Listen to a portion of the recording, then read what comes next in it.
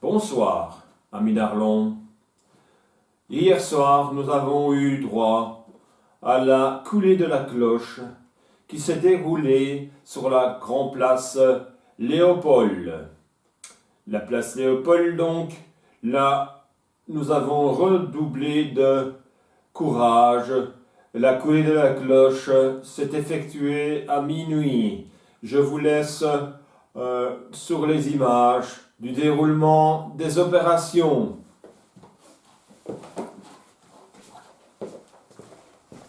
Et c'est là le résultat de la coulée que vous allez voir ce soir. Donc je vais laisser la parole au représentant de la fonderie de Télin qui va nous donner toutes ces explications. Quand nous interviendrons sur le four, puisque nous avons quelques opérations de métallurgie à faire avant la coulée, on vous le signalera, on vous expliquera ce que nous faisons sur le four. Et puis ensuite, donc, au moment de la coulée, je vous redonnerai quelques consignes nécessaires. En tout cas, merci d'être venus si nombreux. Et puis moi, je vous dis à tout à l'heure pour les prochaines explications. On vous les dira tantôt. Eh bien, ces instructions, vous ne les connaîtrez pas. Mais le son de la cloche vous donnera le message que cette cloche a voulu traduire. Alors, du point de vue historique, il y a des choses très intéressantes qui se sont passées. Parce que, vous savez, l'église que vous avez, on est ici place Léopold, mais c'est Léopold II, le fils de celui qui a donné son nom à cette place, qui a voulu cette église, qui a failli devenir d'ailleurs un siège épiscopal. Peut-être un jour le deviendra, espérons.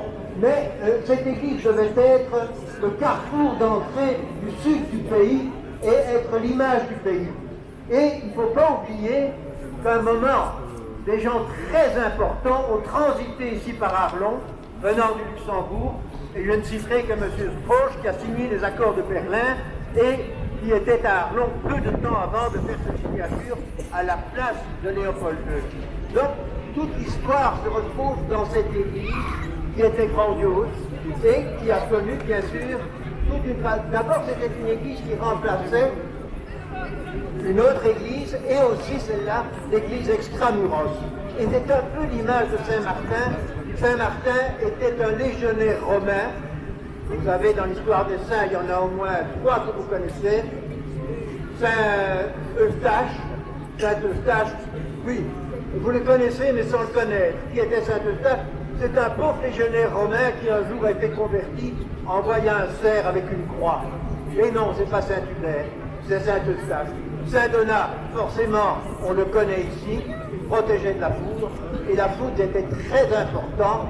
Les cloches, depuis Jean XII, devaient sonner par décision du pape pour protéger de la foudre. Déjà, les Romains utilisaient le bronze pour se protéger de la foudre.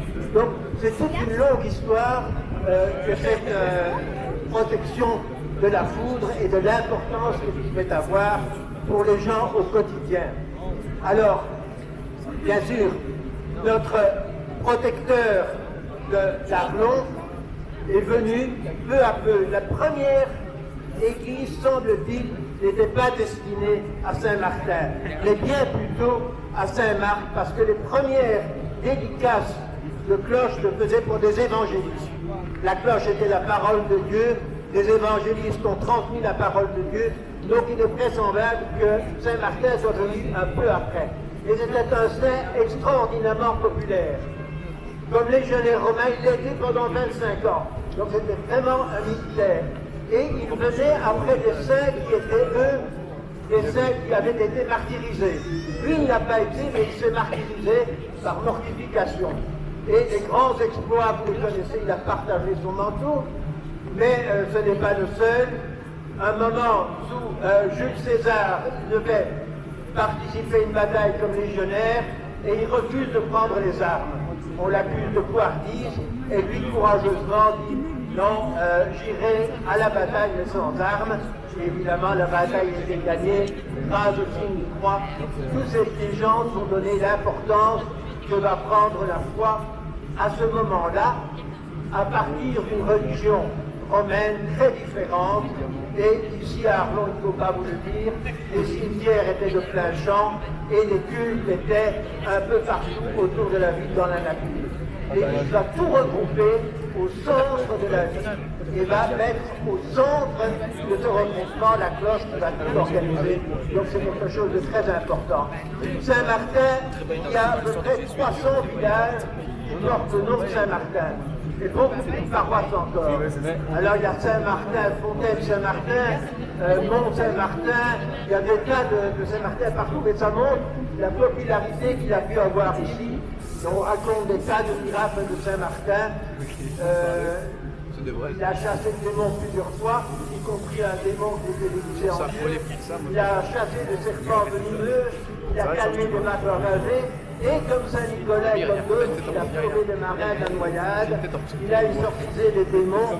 Bref, c'était un homme important et il a, dans tout le nord de la France, entre Tours et Poitiers, eu un culte formidable, culte d'ailleurs, qui a fait qu'à sa mort, il y a eu une dispute entre Tours et Poitiers pour savoir qui allait prendre les reliques de Saint-Martin. Alors voilà, vous voyez maintenant ici une fonte de cloches. Et c'est quelque chose d'important. Traditionnellement, les fontes de cloches se faisaient toujours près des églises, dans les cimetières. Et sauf pour certaines grandes cloches de ville. Vous savez, l'histoire des cloches est une histoire ancienne. On sait que Étienne II va peu à peu les imposer au Vatican et que ces cloches vont se diffuser partout. On ne voulait pas de trompes romaines ou d'autres instruments pour la religion catholique.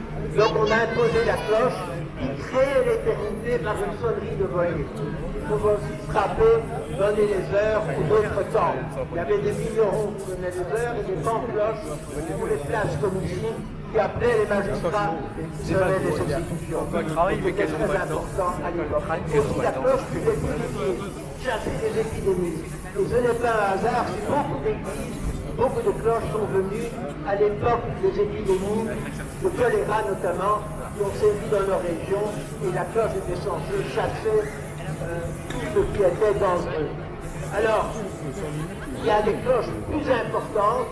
Il est intéressant de savoir que la plus grande cloche qui a été faite au XVe siècle, c'était pour la Birmanie, c'était 300 tonnes. Imaginez que des gens ont pu fondre avec un nombre incroyable de fours 300 tonnes de bronze.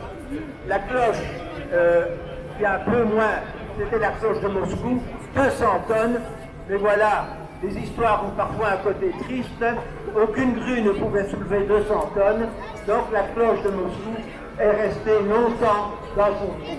Voilà. Ce fossé correspondrait au premier périmètre de ce qu'on appelle aujourd'hui le monde uni, c'est-à-dire la rue Nelzer, la rue Saint-Jean, la rue de la Caserne, la rue Publique et ici la place Léopold. Le sondage archéologique qui vient d'être réalisé par Denis Enroquet, archéologue provincial, et qui nous sert aujourd'hui de fosse pour couler la cloche, se situe très probablement à l'endroit de ce fossé, colmaté à l'argile, comme je viens de le dire. Les techniques militaires évoluant, avec l'arrivée de l'artillerie et des canons, il fut ensuite nécessaire de consolider ce rempart moyenâgeux. Nous sommes maintenant au XVIIe siècle et on construit ce qu'on appellera le rempart moderne ou troisième rempart. Ce troisième rempart aura un diamètre à peu près équivalent à celui du Moyen-Âge. Les remparts de cette époque ont la particularité d'être bastonnés. On construit donc des pointes trapézoïdales, espacées régulièrement et reliées entre elles par des murailles en ligne droite. Merci. Donc, effectivement, nous allons ouvrir le four pour commencer à mettre l'étain à l'intérieur. Donc, comme je vous l'ai expliqué, mon collègue de la fonderie de Télin, l'étain fond très rapidement. Donc, on doit mettre l'étain à l'intérieur, encore brasser un petit peu le mélange, et puis à ce moment-là, on pourra voir si tout est prêt pour procéder à la coulée. Donc là, je vais juste arrêter un petit peu les explications, le temps que mes collègues s'occupent de cette quantité d'étain, et puis ensuite, je vous reviens tout de suite vers vous pour la suite des événements.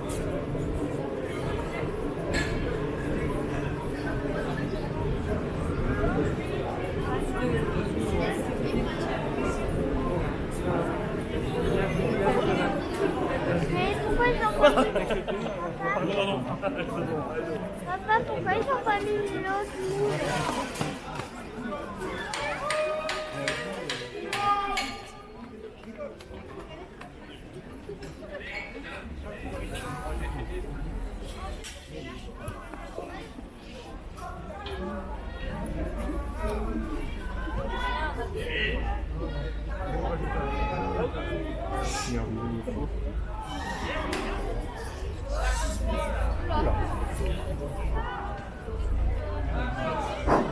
pour vous expliquer ce qu'on fait, on procède déjà un petit peu au brassage du métal à l'intérieur du four, ce que mon collègue est en train de faire avec ce grand outil. Ensuite, on va mettre l'étain à l'intérieur. Alors l'étain, on ne va pas le lancer pour les gens qui sont de ce côté de l'ouverture du four. Vous voyez que l'ouverture n'est pas très grande. On ne va pas lancer les lingots d'étain directement dans le bain de métal en fusion. On va utiliser ces grands madriers, donc ces grandes planches qui sont devant nous. On va poser les lingots d'étain sur la planche, rentrer la planche dans le four et verser comme ça les lingots d'étain à l'intérieur du four. Alors, on fait ces opérations assez rapidement pour ne pas perdre en température. Vous avez compris que c'était un peu notre souci ce soir d'arriver à la bonne température pour le métal. Donc là, on va installer un genre de rouleau sur lequel on va faire rouler la planche pour pouvoir introduire dans le four ces fameux lingots d'étain. Tout le monde attend qu'ils finissent leur vie dans le bain de métal.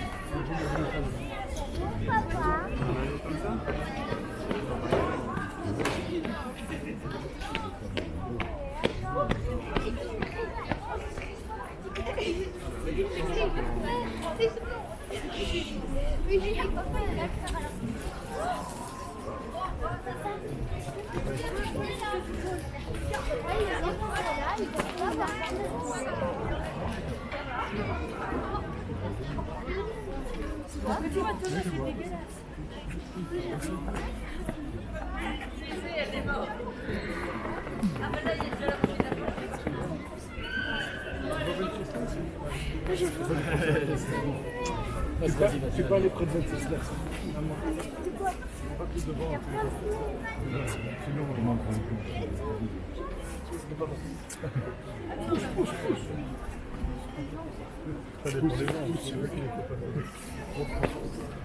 Tu vas te faire monter petit, toi, tu peux te tuer maintenant.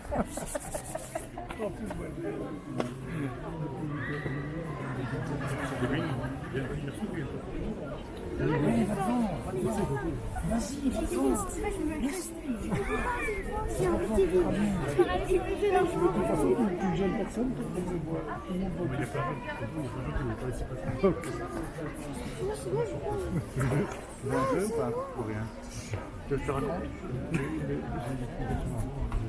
Ils sont en train de mettre des pleins dedans. Ils ont déjà coulé. Non, pas encore. Parce que j'ai mis le cuivre à 1000 degrés. Les pains sont à 231. Donc je mets ça en 3 minutes. Bien fait 6 minutes.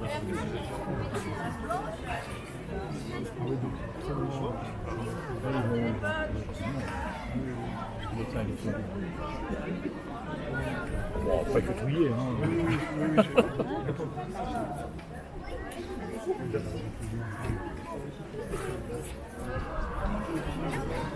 Kevin, voilà. Et vas-y devant. Moi j'ai choisi que des grands jambes. Papa il préférait que tu fasses devant qu'il se fasse l'épaule. Ils vont seulement couler. Ils vont seulement couler. Oui mais...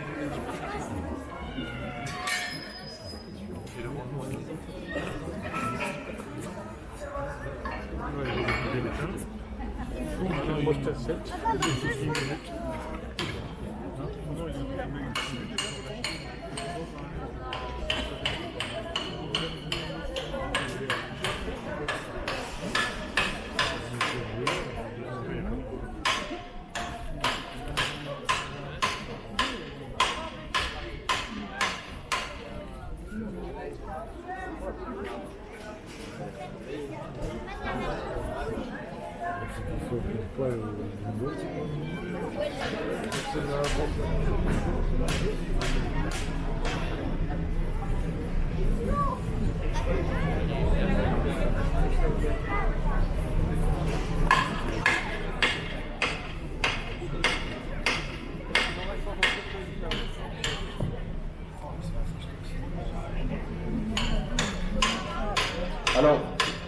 remettons un petit coup de chauffe avant de mettre le reste de ces lingots d'étain, je veux vous avouer quelque chose ce soir, à vous tous, Jean d'Arlon. Aujourd'hui, ce soir, c'est la 10e coulée sur site que nous faisons cette année, ce qui est assez remarquable pour nous. C'est malheureusement la première pour laquelle nous prenons du retard comme ça. Et je dois vous dire que je pense que vous êtes le public le plus sympathique que nous ayons eu. Parce que malgré cette attente, vous êtes restés là toujours aussi nombreux. Alors vraiment, un grand merci à vous d'être si patients et si sympathiques. Vous aurez bien compris qu'on fait tout notre possible pour que tout se passe le plus rapidement possible, mais que si on veut faire les choses bien, eh ben, il y a des fois où on ne peut pas prendre des raccourcis, malheureusement. Donc encore, grand merci à vous pour votre attente. Si je pouvais vous offrir une tournée pour tout le monde, je le ferais vraiment bien volontiers. Mais en tout cas, vraiment, merci à vous pour cette attente. Et puis, voilà, encore un petit moment. Et puis, on vous redonne toutes les explications des textes officiels. On ne parle plus de baptême, on parle de bénédiction d'une cloche. Mais c'est toujours à ce moment-là que le choix se fait. Ce n'est pas une obligation. Donc, au moment de la cérémonie, on verra si elle a un nom spécial qui lui est attribué. Mais sur les inscriptions, actuellement, non. Voilà. Elle n'a pas de nom qui est marqué dans les inscriptions qu'elle porte.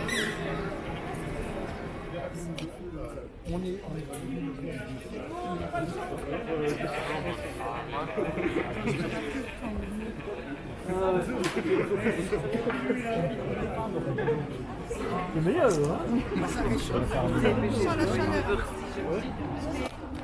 Tu peux pas tirer le douleur? Rendez-vous à 3h du matin. Va boire un Orval. On est dans le douleur.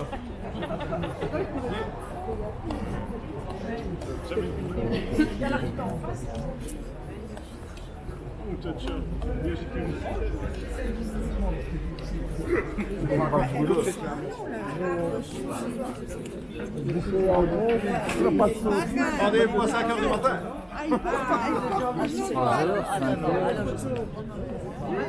Demain soir. Puisqu'il doit fouler le vendredi, non, mais samedi.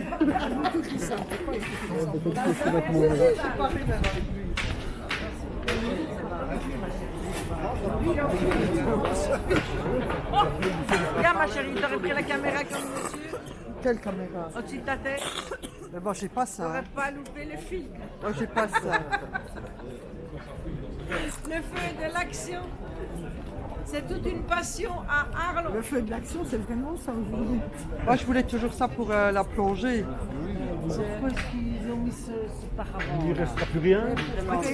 Oui, mais On va rester ici. Il y a une cuve à mazout, c'est ce qu'ils ont dit. Vous avez été un public formidable jusqu'à présent de garder le plus grand silence pendant la coulée pour que mes collègues puissent communiquer entre eux. On sera là pour répondre à toutes vos questions, tout ce que vous voudrez nous dire après. Et voilà, maintenant la coulée va commencer. Je vous demande juste de garder le silence et puis nous rediscuterons tout à l'heure, juste après. Voilà. Et merci encore pour votre patience.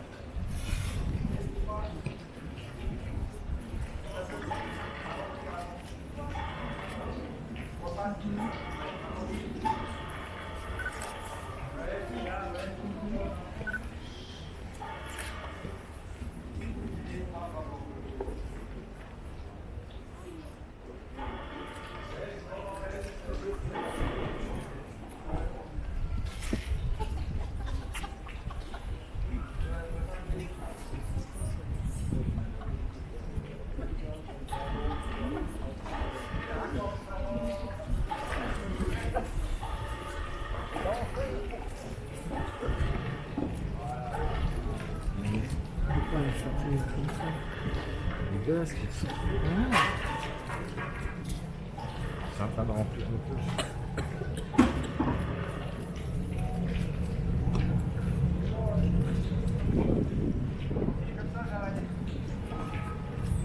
Ça peut l'enlever.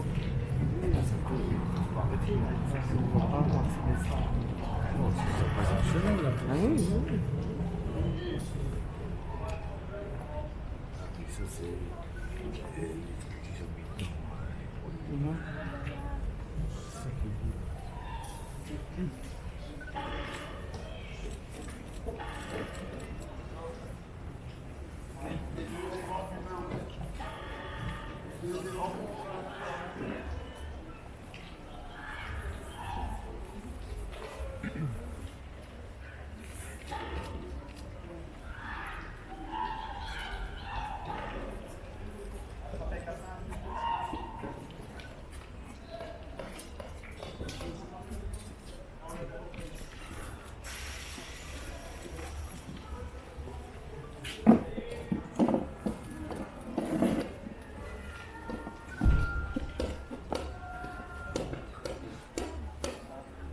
J'entends les ovations. Ah, j'aimerais aussi la voir passer dessus.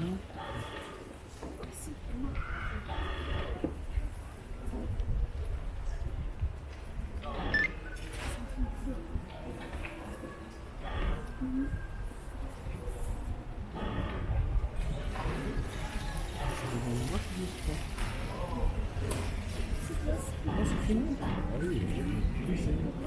Ouf. Et on a tous une partie.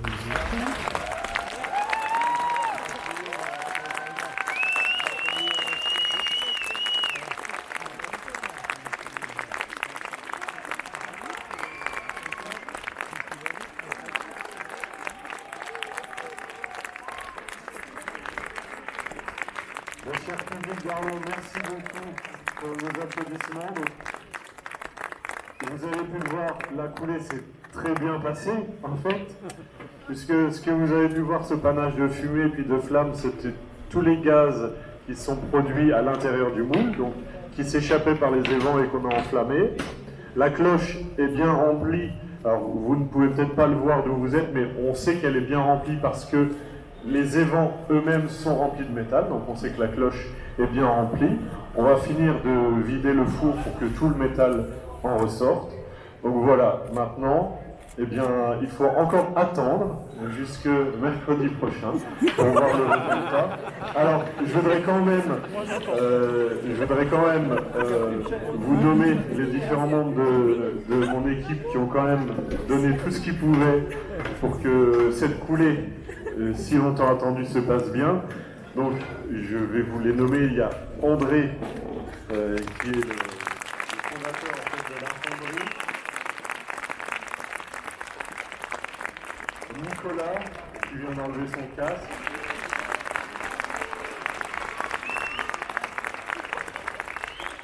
Grégory, qui était à la manœuvre du four sur le côté, que vous n'avez peut-être pas vu, mais qui a piloté tout ça.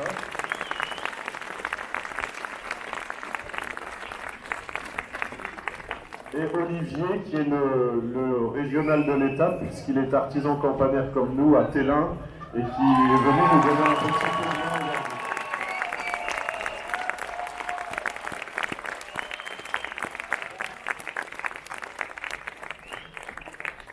Donc encore un grand merci à vous tous. Grand merci aussi à monsieur le bourgmestre qui a aussi attendu avec nous pour assister à cette coulée. Et puis j'espère que nous nous reverrons très bientôt. N'hésitez pas à venir mercredi pour voir le démoulage de la cloche et puis le premier tintement de la cloche jeudi soir à 17h. Voilà. Et on a oublié Julien, donc il a essayé de vous faire patienter. Il est notre nouveau patron en fait. Voilà.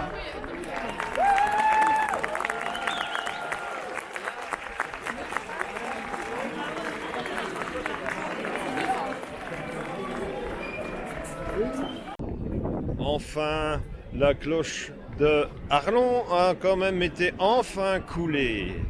Une bonne soirée à tous.